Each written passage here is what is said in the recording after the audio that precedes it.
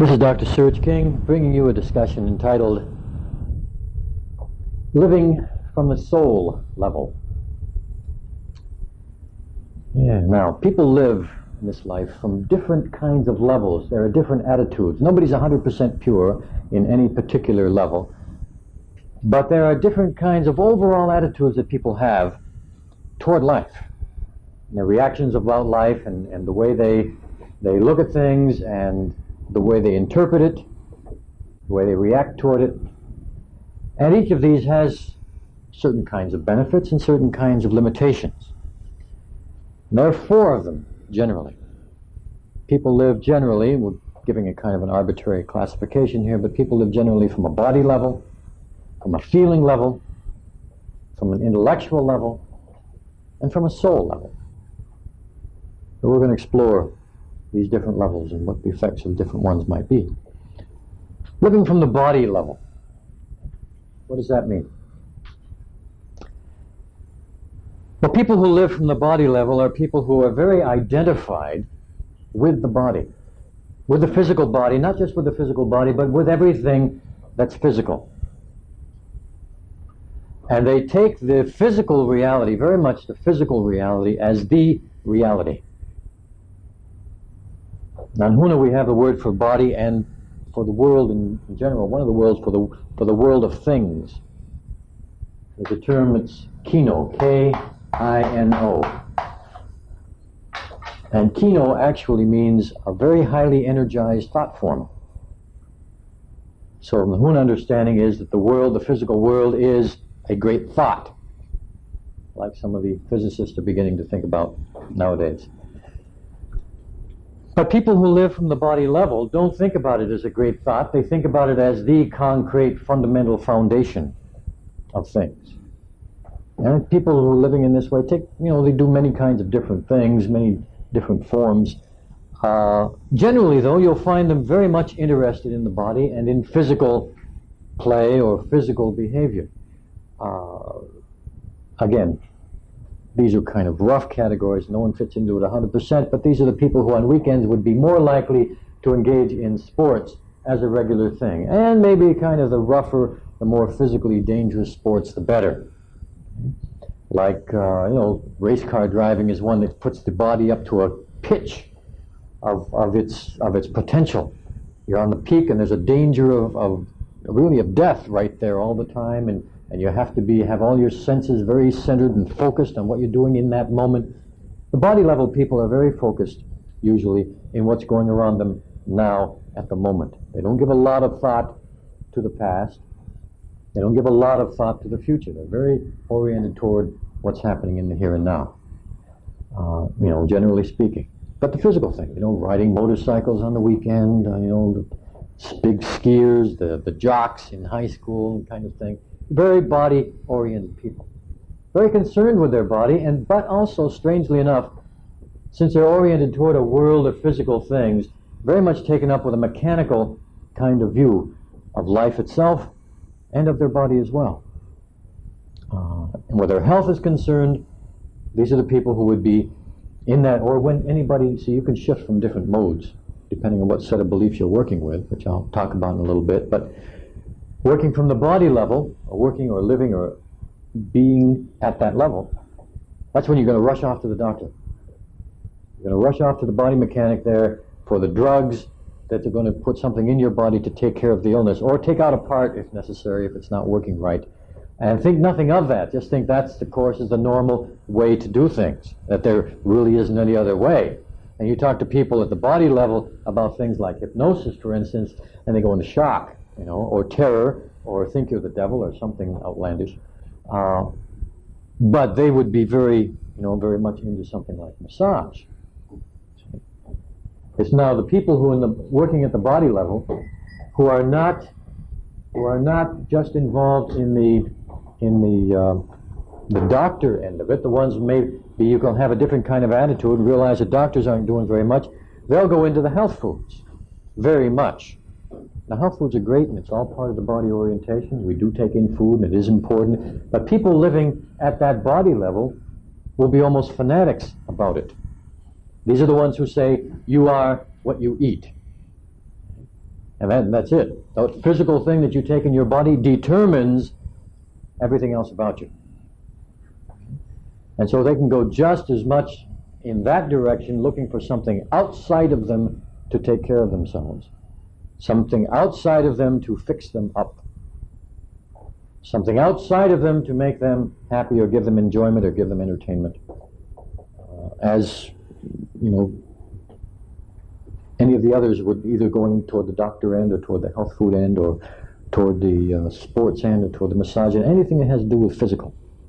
Very much physically oriented, very mechanically oriented, very manually oriented. Now, you know as I'm speaking, some of you, well, you know, I'm very intellectual, but I'm also very manually oriented, one of you might think. Or another one says, well, you know, I have a very deep emotional thing, but I also like massage.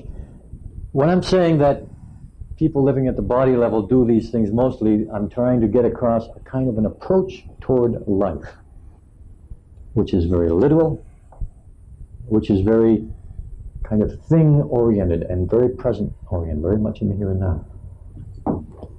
Now, we each of us, it's a good time to bring it in as any, we each of us, when we grow up,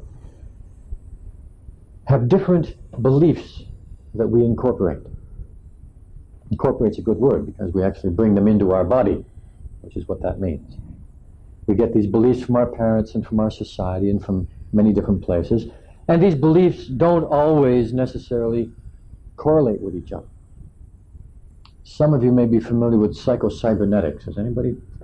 Okay. A lot of excellent material in there. But the person whose work it was based on had the idea that you had a self-image. And that any beliefs or ideas that you had that did not correspond with that self-image would be rejected. And in a certain way, there's a certain amount of truth in that. However, we're much more complicated than that. We don't have just one self-image. We have a bunch of them, depending on who we're with, whether we're with our parents or our peers or subordinates or whatever. We have different kinds of self-images to suit the situation. So it's possible for you, for instance, to be living and acting and having an attitude at a body level in certain circumstances, and to have an attitude which is like at a feeling level in other circumstances, just as it is to have different kinds of self-images. Now, in those particular, when you are operating from one kind of self-image, yes, ideas that do not correlate with that will be shunted aside, either stored in the memory of one of the other self-images or rejected entirely out of your whole self. But you can shift, you do shift personality.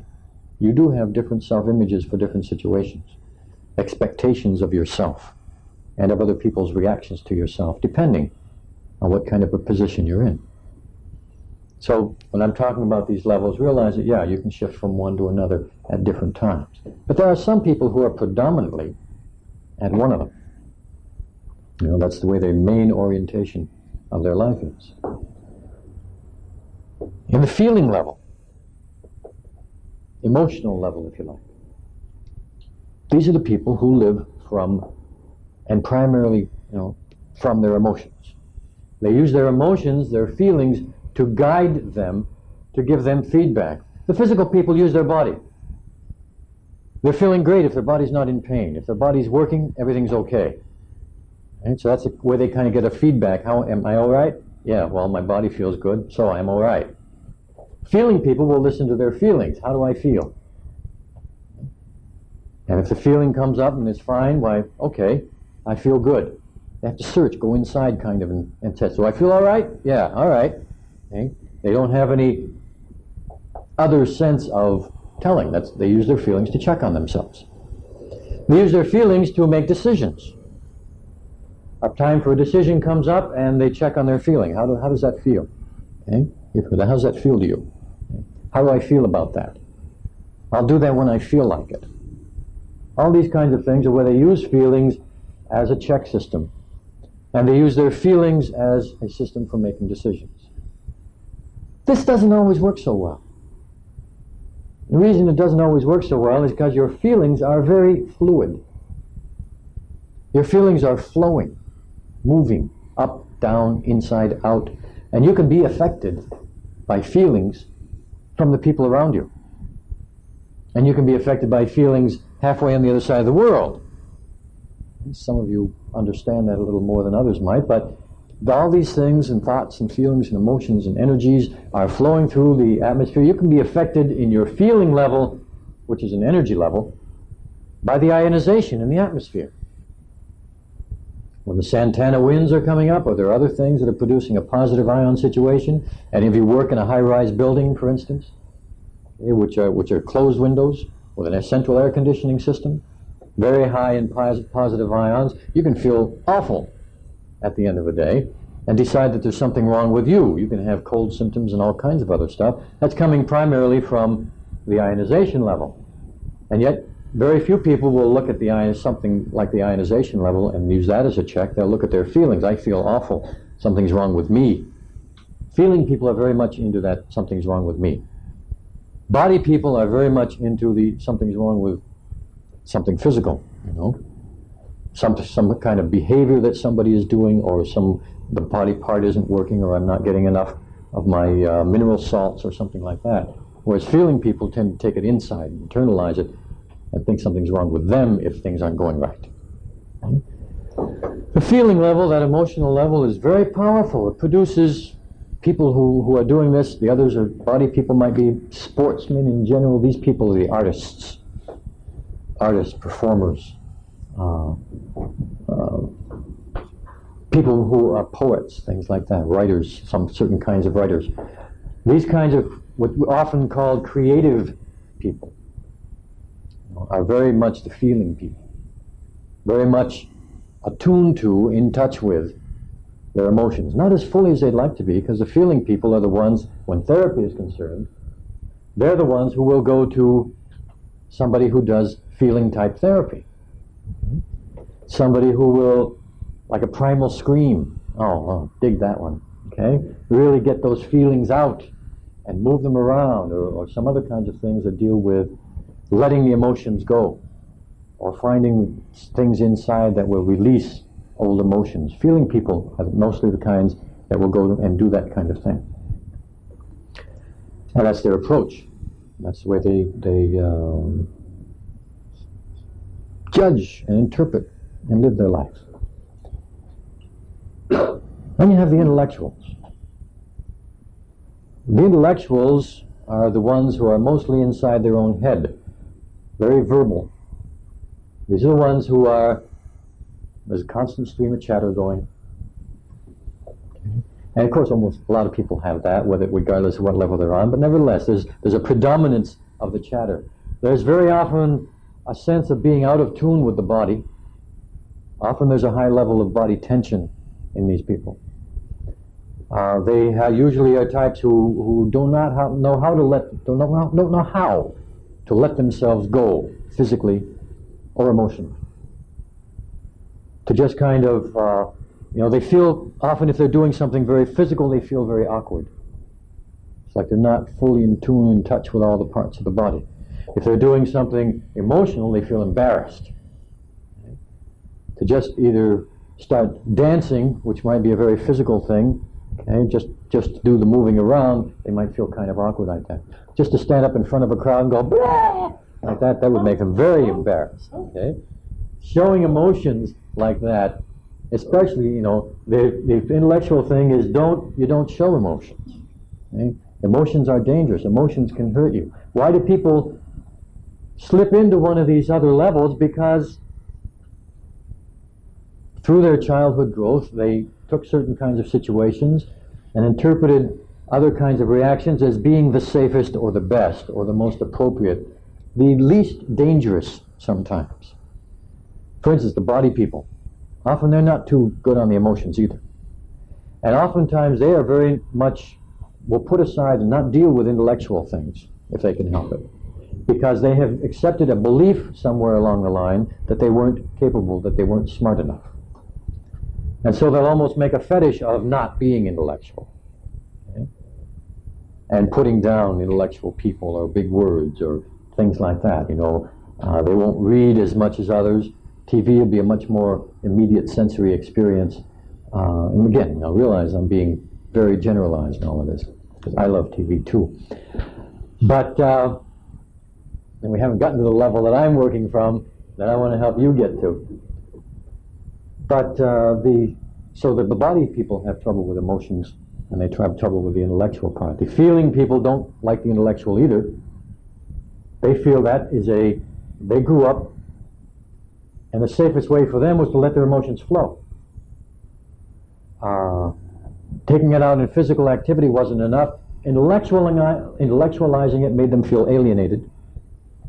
And so they took the way of, they learned, it's a learning process.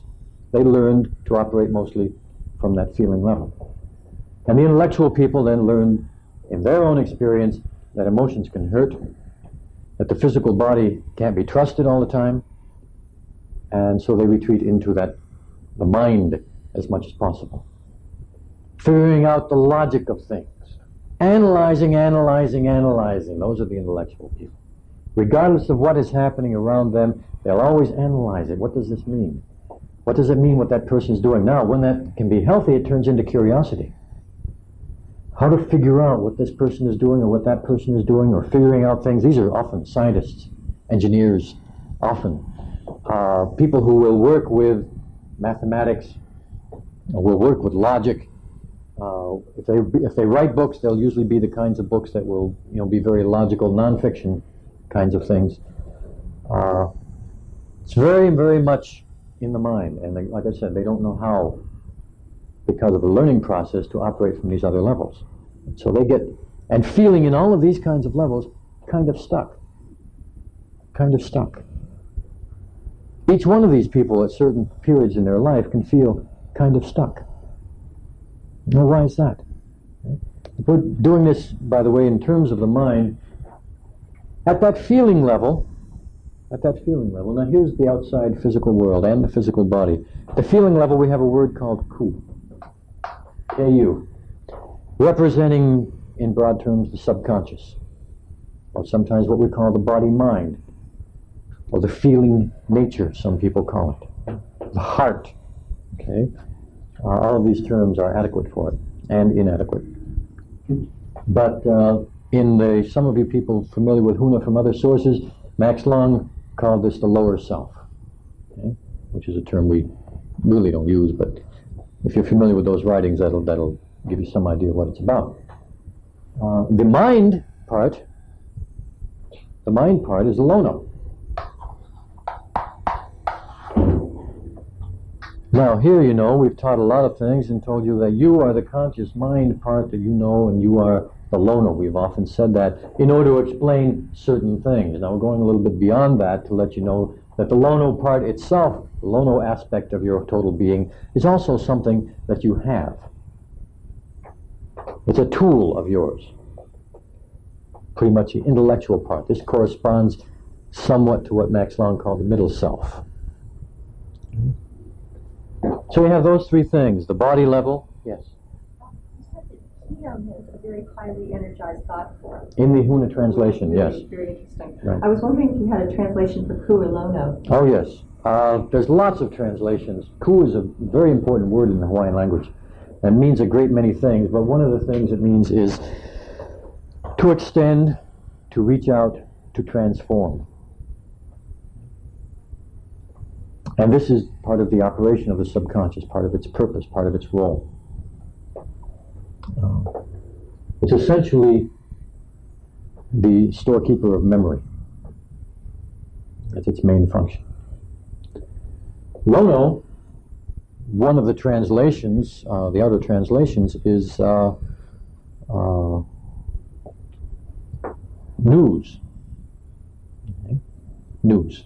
Like you hear the news on the 6 o'clock news.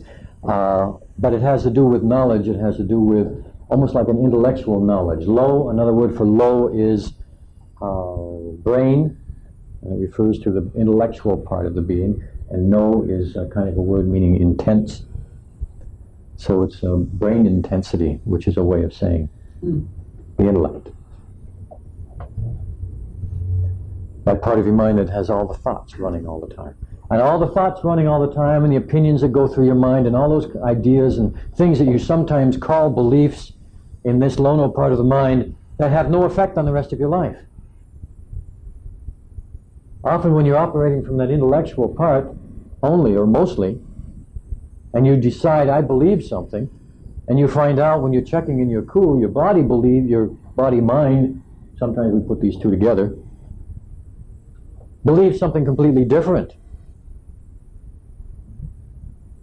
Sometimes you say, well, I believe I can do something. I believe I can stand up in front of an audience and speak well. I really believe it. Intellectually, I know that's a fact.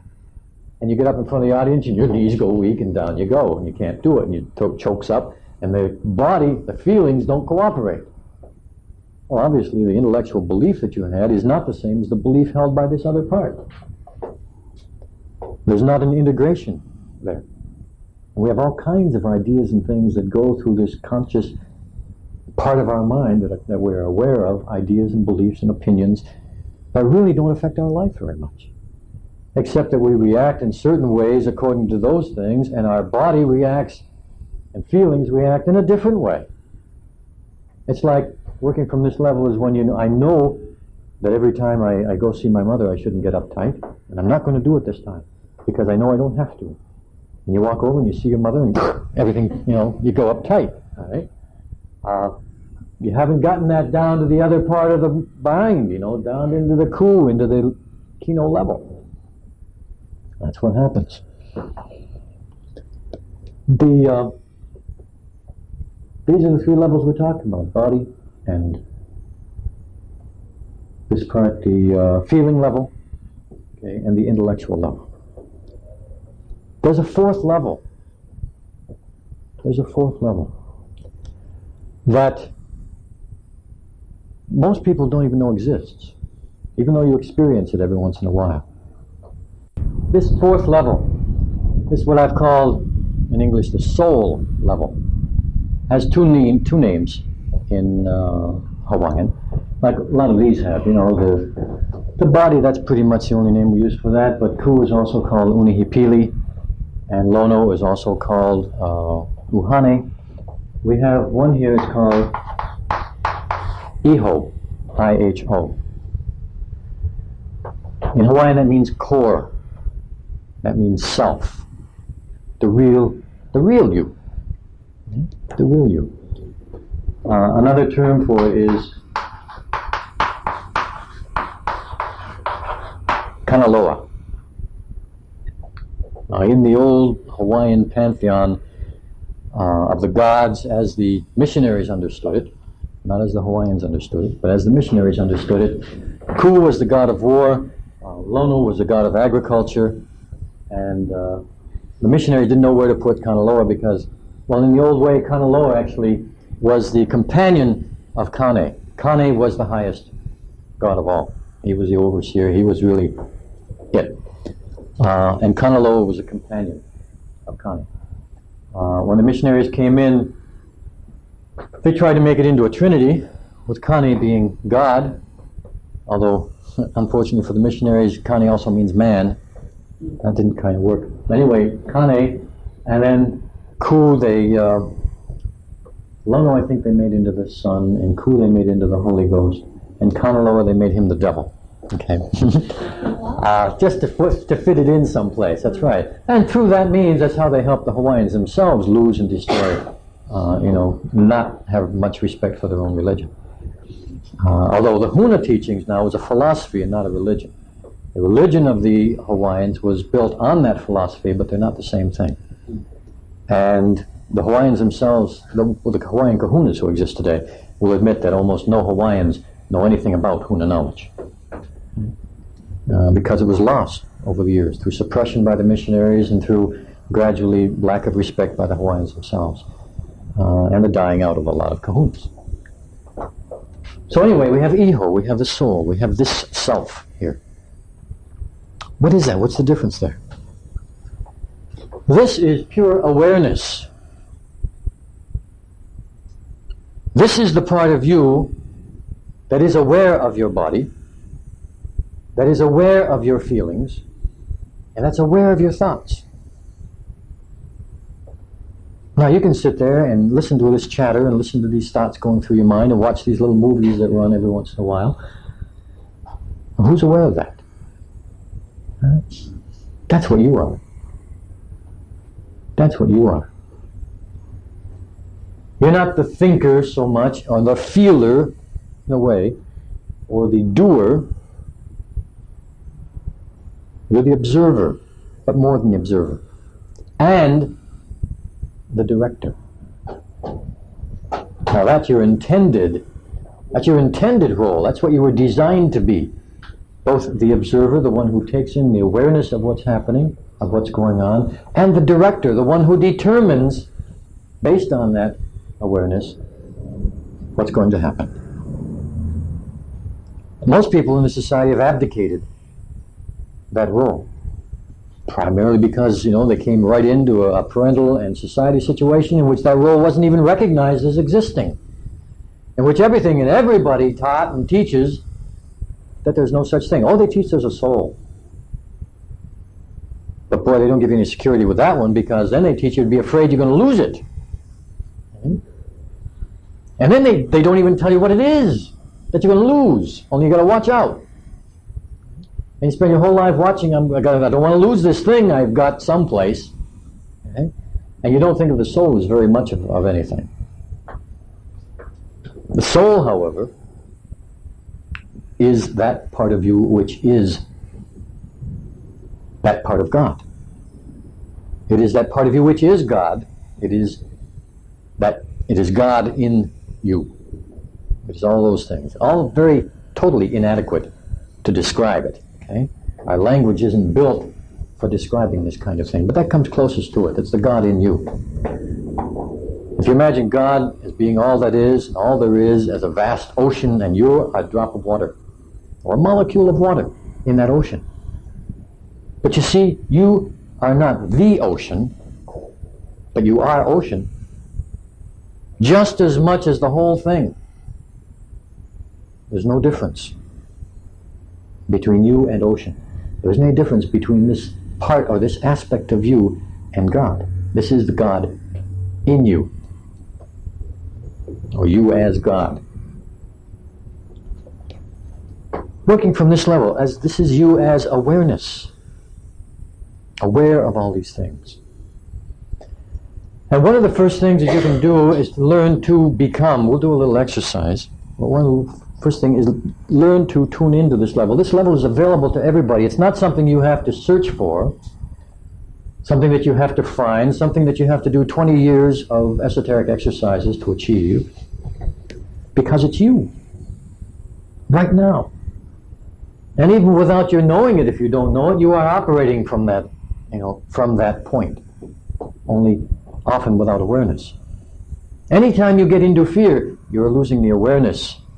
You don't lose your soul, you simply lose your awareness of it, of being it.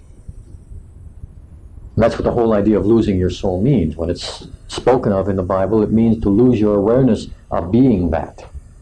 Not that you lose something that goes out. You are that. But to be aware of it is a different thing, a different experience entirely, because in that awareness, there's no fear. In that awareness, there's no illness. In that awareness, there is no unhappiness. Living at that soul level. Now we've learned how to live at these other more limited levels. They're all a part of your being too. You're not in a body, for instance. It's important to understand.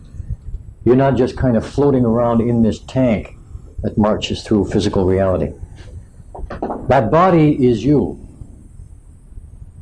but it's not all of you. Any more than your little finger is all of you, but that's still you.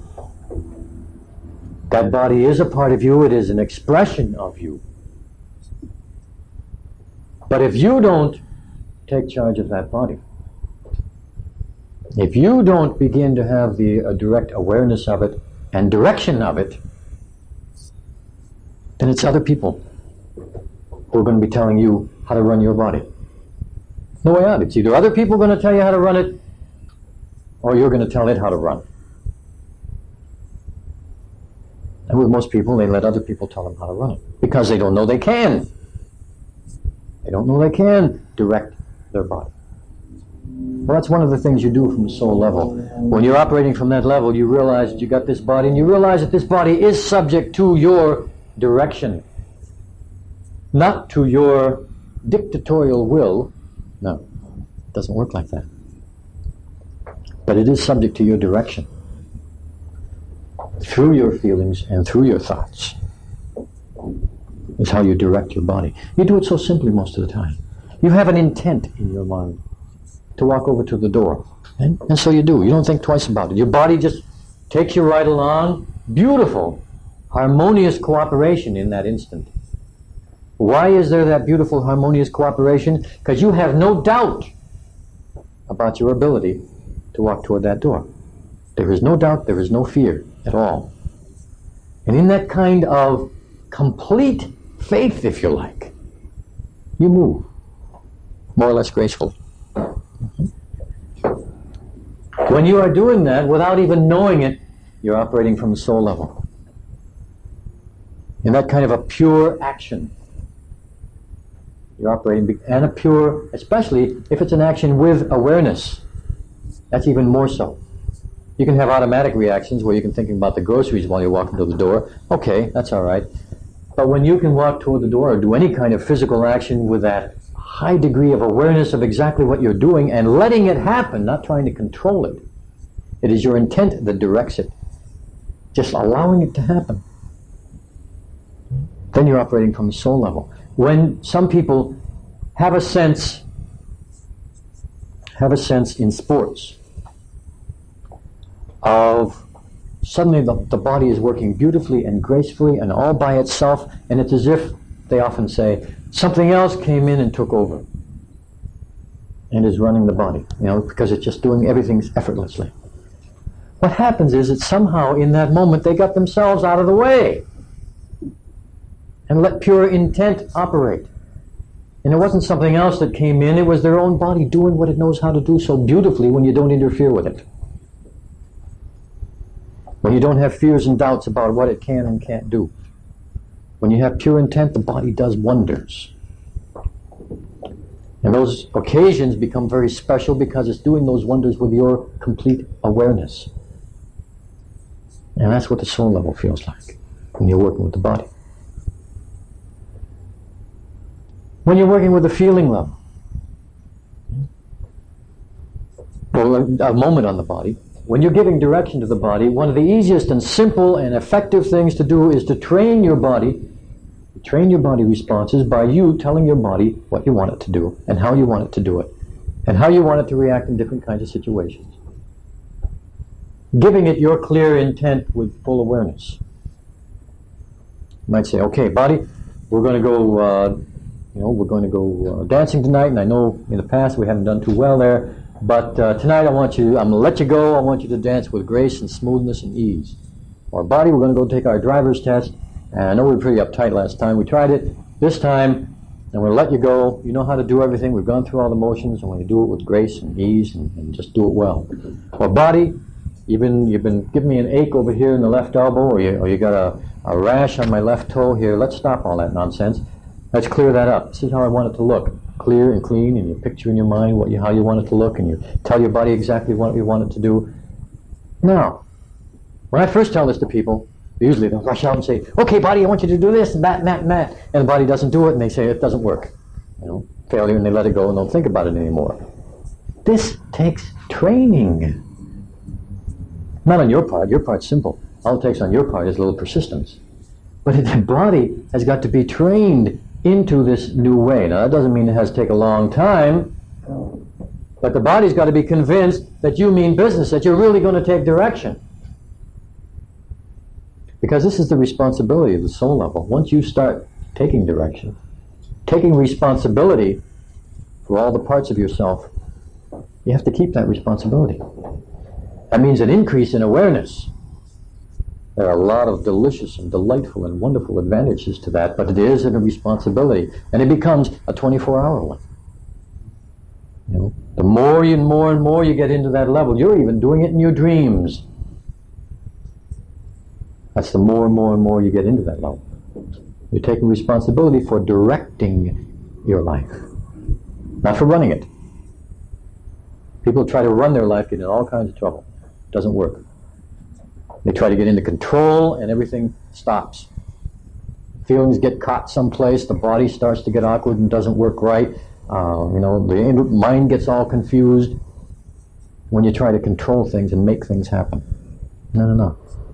It's a kind of a gentle but clear direction of intent. Now, you get into the feeling level, like I said. Most people, like I said, who are in touch with their feelings, and most people are all, wait for their feelings to tell them what to do. They feel their feelings and then make a decision, like I said before. And where's that decision coming from? Where are those feelings coming from? Habit. That's all. Either they're coming from habit or they're coming from somebody sitting next to you or across the room or over the other side of the world. Feelings are just energy flows. You will feel whatever the energy is in the atmosphere right now. What a crazy thing to try and make your decisions about yourself based on that. That's crazy. When you start working from the soul level, you start telling your feelings how you want them to feel. You start giving them direction, and it works, I'm telling you. You start telling your feelings, hey, let's have enough of this sadness. I want you to think happiness. I want you to think confident. I want you to feel confidence. I want you to feel happy. I want you to feel wonderful. I want you to feel loving and love. I want you to feel God feelings, if you want to do that. You tell your feelings, this is what I want you to do. And with persistence, it doesn't take a great deal. Your feelings, once they know, because I'm talking about them as if they're separate beings, but this is for convenience. Once they know that you mean business, that you're taking charge, they will begin to be trained in that way, and they will begin to respond in the way that you want them to. And every time you get the opposite reaction or some reaction that you don't want, you have to be a patient teacher. You are teaching your body, you are teaching your feelings how to respond, and you have to be a patient teacher. And when they don't do it right, you don't slam them down, and say, feelings, you're awful, I hate myself, or I hate you, or whatever. That doesn't work. You wouldn't teach a kid like that. You wouldn't teach an adult like that. You teach them with gentleness and persistence, but mostly persistence. Okay? Certain people, they can do it with less gentleness and do okay. Sometimes a little bit of, not necessarily full-blown anger, but let's say very strong firmness and very strong insistence goes a long way with some people. Say, hold it. No, it's not how I want you to do it. This is the way. But with it, letting it go and allowing the feelings themselves, whichever way they are, to transform into the ones that you want. Not to crush them down with your body, which is a lot of people do. They become afraid of the feelings or think the feelings are bad, and they crush them with their body, with their muscles, which messes up the body and the feelings. And the mind as well, because then it doesn't have access to all proper information of what's going on.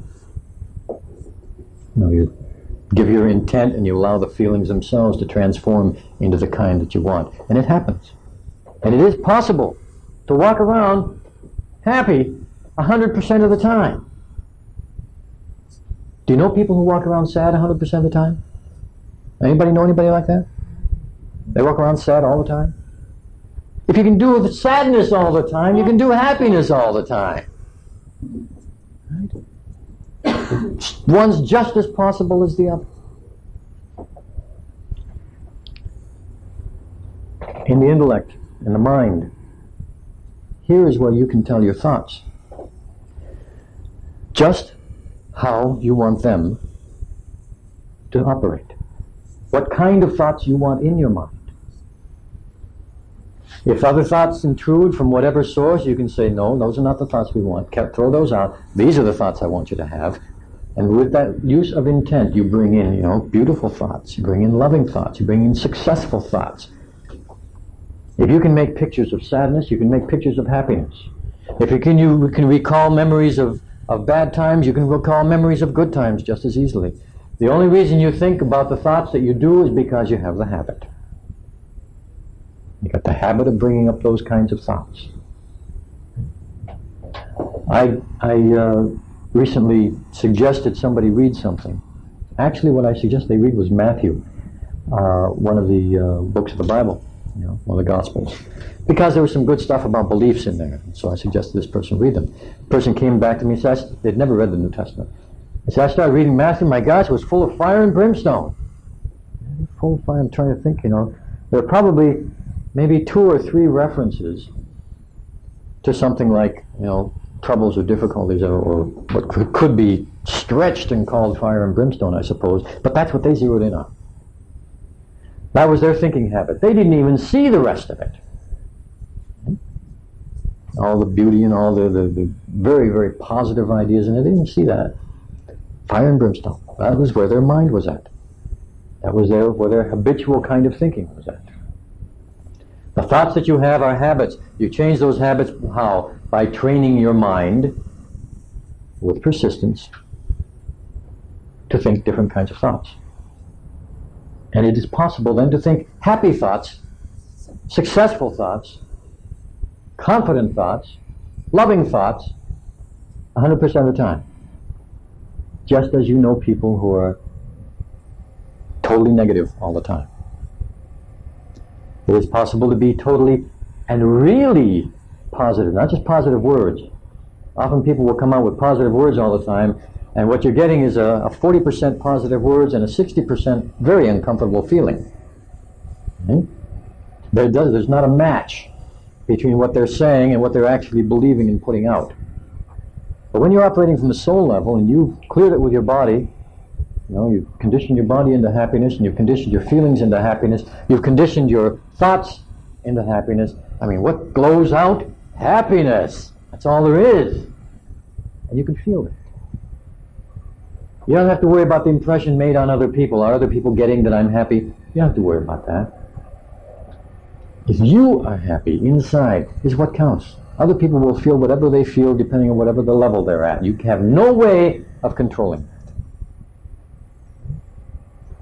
But if you are truly building that happiness inside, to the degree that you're building it, that happiness and lovingness, to the degree that you're doing that, other people will respond in kind automatically, without any effort on your part at all.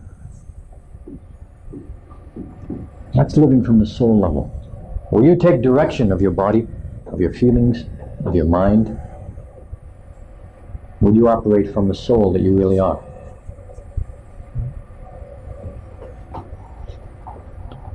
I'd like you all to experiment with that, test that, try it out, enjoy it, and see just what life can really hold for you when you take charge. Aloha.